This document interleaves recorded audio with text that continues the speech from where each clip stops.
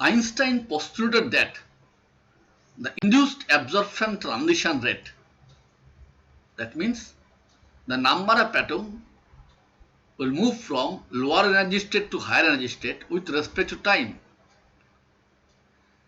is proportional to the number of atoms with electrons in the lower state, that means N1, and to the density of radiation energy incident on this atom. This will denote as ρ21. Mathematically, the induced absorption transition rate can be expressed as dN12 dt, I for induced absorption, is equal to B12 ρ21 N1. Now already we have stated N1 is the number of atoms with electrons in the N1 state. N is equal to 1 state. ρ21, density of electromagnetic radiation with energy equal to the energy difference between the two states. B12, Einstein coefficient for induced absorption.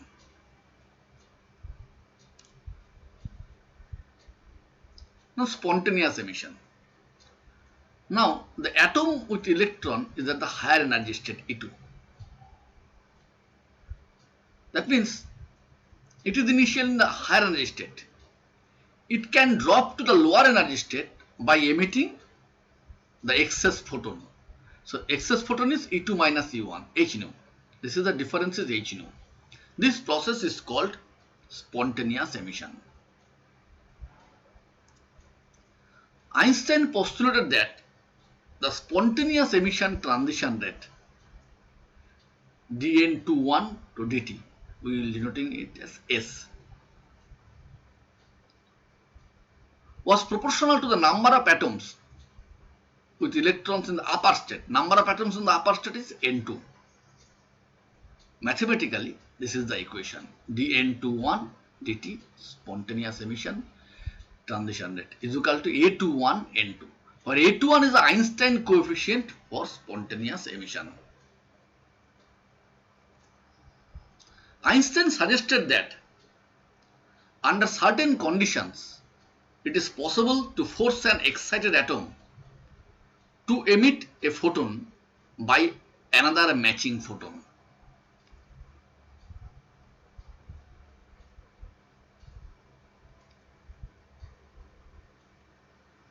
According to Einstein, an atom in an excited energy state, this is in the excited energy state, may, under the influence of photon, this is the photon, matching photon, its frequency also h nu.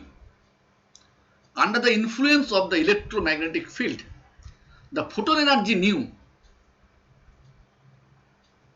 incident upon it jump to lower energy state.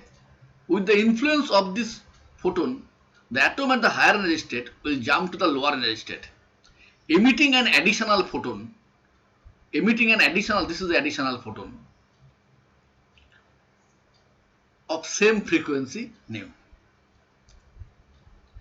Thus, now two photons instead of one move on. The excited atom emits light waves in step with coming wave and increases its intensity. This is known as stimulated emission of radiation. The radiated light waves are exactly in phase with the incident ones. So the result is an enhanced beam of coherent light.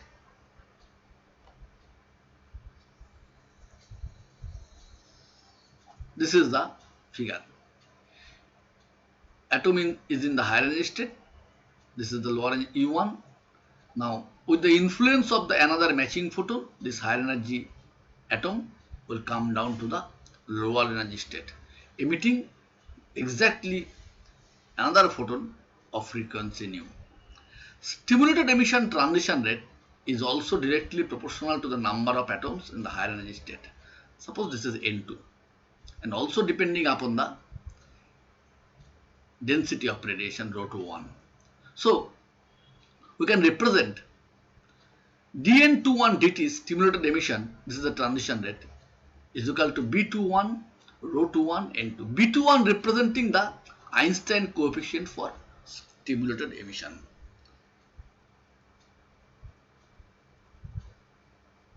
Now, relation between A and B coefficient. Derivation of this one is not necessary, but relation is required. Now we have the equations. dN1 to dt induced absorption, this is the equation. B1 to rho 21 N1.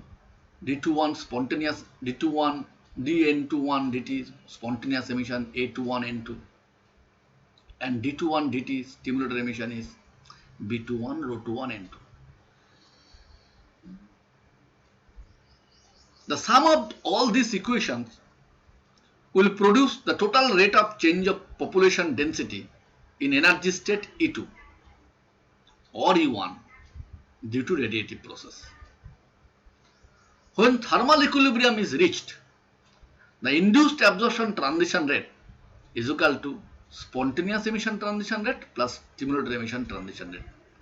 So this can be represented by this equation. B12 rho 21 N1 is equal to A21 N2 plus B21 rho 21 N2. Thus,